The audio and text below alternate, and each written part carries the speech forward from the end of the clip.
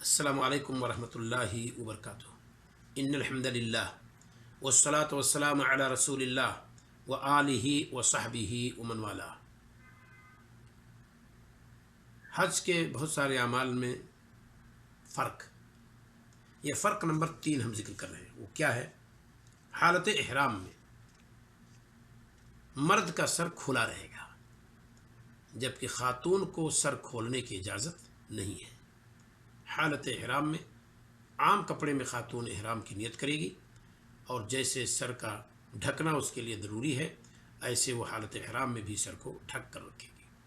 اور مرد اگر سر کو جان بوجھ کر کے ڈھکے گا تو اس کو فدیہ دینا پڑے گا، اسے جرمانہ ادا کرنا ہوگا۔ لہذا یہ فرق ملحوظ رہے، خواتین سر کو کھولیں گے نہیں اور مرد لوگ سر کو ڈھکیں گے نہیں۔ تو خاتون کے لیے سر کا ڈھکنا ضروری ہے، جبکہ مرد کے لیے سر کا ڈھکنا حالت احرام میں منع ہے۔ یہاں تک کہ اگر کوئی حاجی حالت احرام میں انتقال کر جائے تو نہ اس کو خوشبو لگائی جائے گی اور نہ ہی اس کا سر ڈھکا جائے گا۔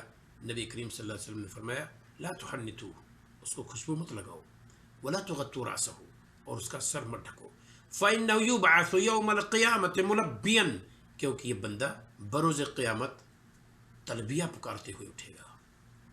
تو یہ فرق ملحوظ رہے مرد اور خاتون کے مابین۔ اللہ رب العالمین ہمیں اور آپ کو اسی طریقہ سے حج کرنے کی توفیق عطا فرمائے جیسے نبی کریم صلی اللہ علیہ وسلم نے ہمیں اور آپ کو سکھلایا ہے۔ السلام علیکم ورحمۃ اللہ وبرکاتہ۔